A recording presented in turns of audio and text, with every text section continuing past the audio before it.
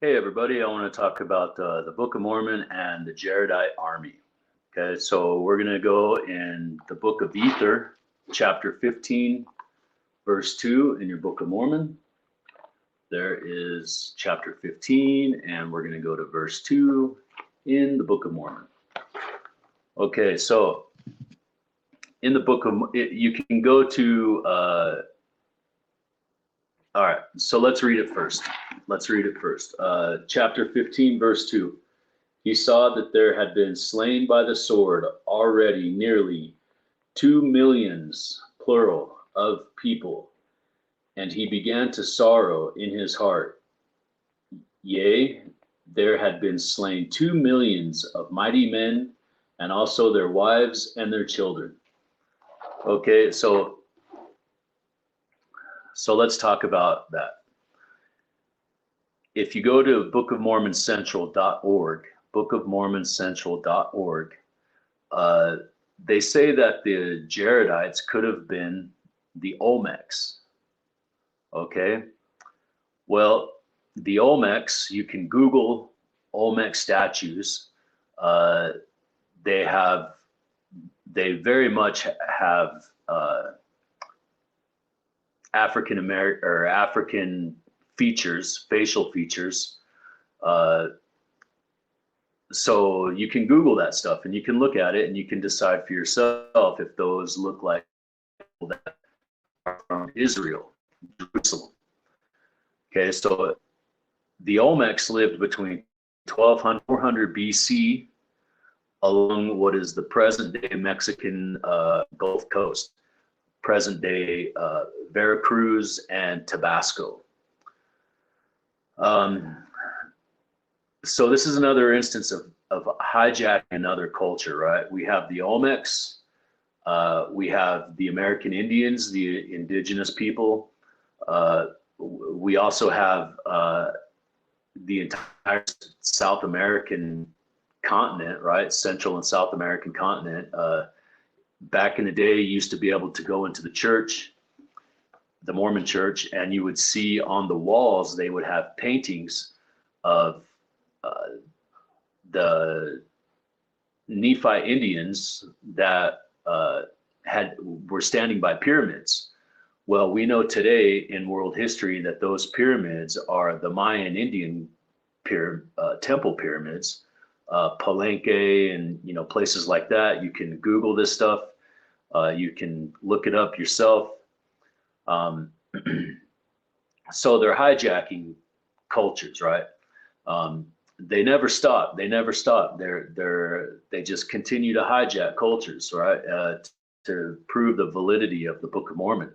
But in world history, we know that this stuff never happened, right? If this event that takes place was so profound, and there's tons and tons of people that lived during this day, during the time frame of the Book of Mormon, 650 BC to 400 AD, right? And nobody mentions the Mormons, not a single one of them. Herodotus, Diodorus, Plutarch, Plato, Homer. I mean, the list goes on. The list literally goes on. You can get all the way into, the ADs, and the Christian writers and things like this never mention them. And there's no mention in any of the South American native peoples' written or oral histories. There's literally no evidence historically through written records or anything of the sort that validates the Book of Mormon, right? So one thing you can ask yourself is, where are all the camps at? You have to remember there's 2 million men and their wives and their children that are slain. So that's 2 million men, right? And their wives and their children. So generally back in the day, people had multiple wives, several wives, and so they had several children by several different wives. So now you could easily quadruple, or that 2 million man number, right? Well, that's a lot of people. Now you're looking at around 6 million, 8 million people, right? That's a lot of people. Your footprint is going to be pretty serious if that's the case, right? Because you have smelting camps. When you're making armor and swords and knives, and the Book of Mormon says they were made out of steel, which was not even a thing in North America back then, right? So you have food camps, the women and the children. You have to house these people. You have garbage dumps. You have your ecological footprint is going to be pretty massive if you're dealing with 6 to 8 million people. In the smelting camps, you got your slag and stuff like that, right? All of the ore and everything like that is wasted because you can't use it. You cannot use slag, but archaeologically, you're going to find that slag, right? Because we know this because we do excavations all over the world. And these are the things that we find. We find the garbage dumps. We find the bones, right? We find the animals, their skeletons, whatever kind of decorative things that they would put on their animals, the bridles, the saddles, all the metal pieces that go onto these things, right? Is what we find. And for some reason in Mormon history, we cannot find any of this stuff. Nothing. The food camps. Where's the foundations for the buildings, right? We always find foundations. And for some reason, they're missing in the Mormon history. So you have to remember, this is 2 million men plus their wives and their children. So easily we're talking from 6 to 8 million people here, easily at a minimum, right? So there's no evidence. There's literally no archaeological evidence of any kind. And in fact, today, it's illegal to dig on any of these sites that the Mormons own. You'll be stopped. I call them the Mormon Mafia. They will come and stop you from digging on these sites because they know there's no evidence. So you're literally just fruitlessly digging for nothing, right? In fact, there was a guy, I can't remember his name, and I don't remember off the top of my head. You guys, apostate congregation, can look into this. There was a guy that did research in the 70s and 80s. For 27 years, this guy did archaeological digs for the Mormon church. He was literally employed by the church to go look for these sites, to go do archaeological digs. And in the end, he ended up losing his faith because the definition of faith is to believe in something without evidence, right? So he lost his faith, and in the end, he said it was a complete waste of time. He wasted 27 years of his life with his family and his loved ones, and he called it a wild goose chase. Okay, he literally called it a wild goose chase. So you have to keep in perspective, right? 2 million men. Where's the evidence? They can't make up their minds. They can't stop hijacking cultures, right? They can't stop. They can't stop to prove the validity of the Book of Mormon. But yet LDS scholars will tell you that it's true, that all of this is true, which is a tragedy because LDS scholars are not scholars, right? They may be scholars, okay? They may be, they went to college, they did all the work, they put in all the work they needed to, but the scholarship side of it is the issue, right? Because no scholar, legitimate Bible scholar will touch the Book of Mormon, because there's literally no theology in this book. And it's so easy to disprove. All you got to do is read the book. It's so easy to disprove that no biblical scholar worth their grain of salt will even consider touching the Book of Mormon. There is an LDS scholar. He's an older guy. He is a very prominent LDS scholar. I'm not going to mention his name because it's not worth mentioning, because he is quoted saying,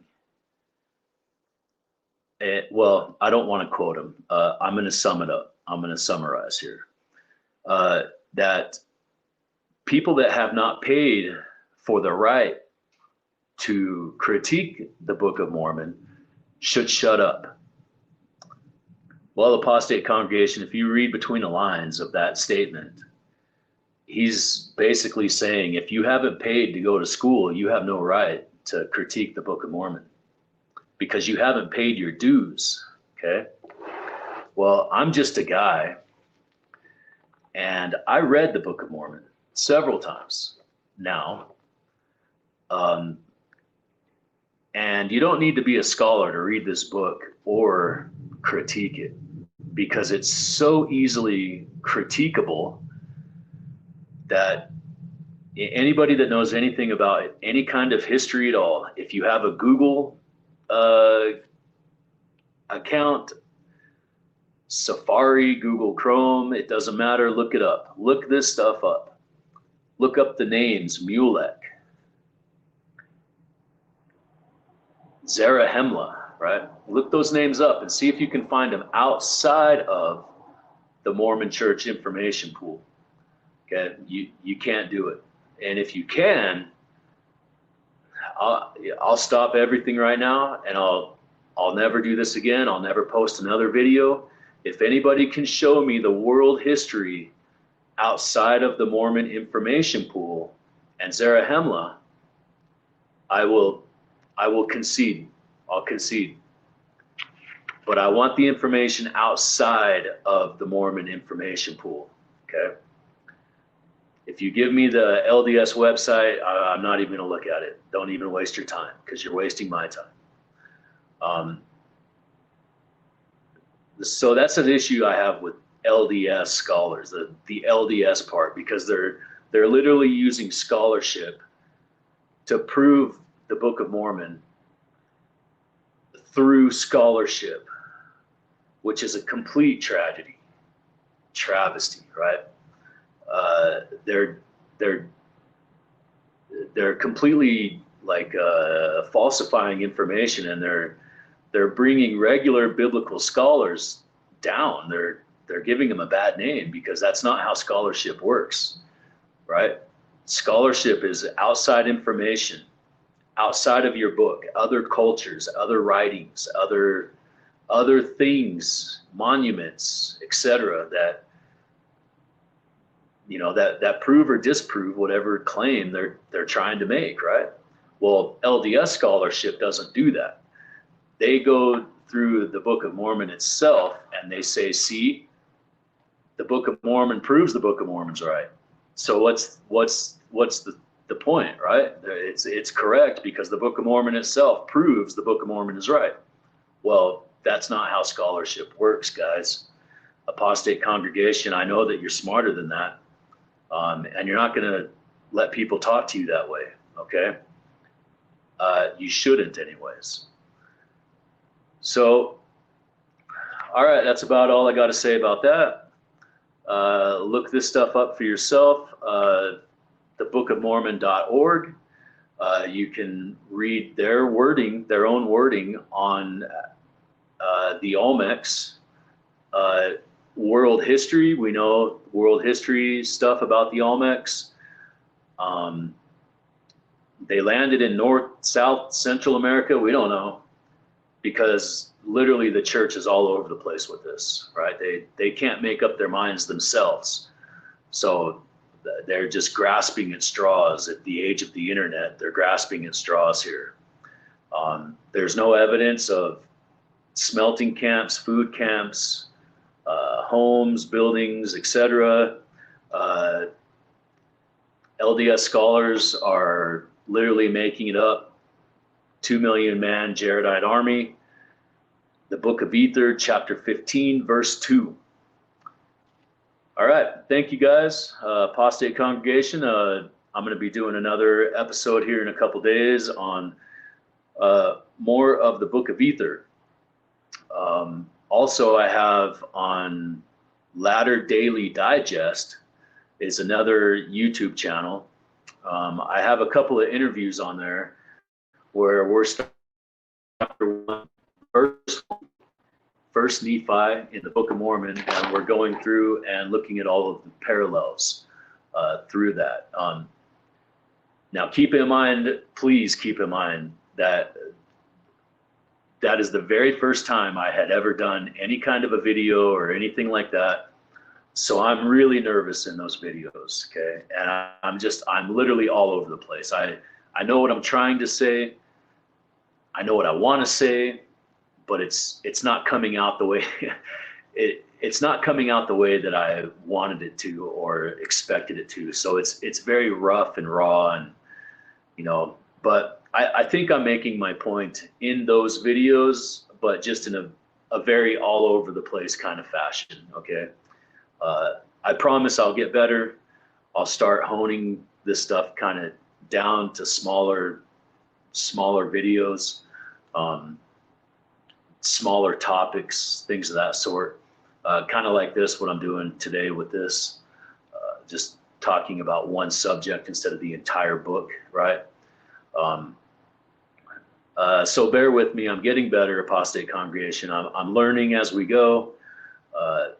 I'm new to this entire process, so please bear with me on that.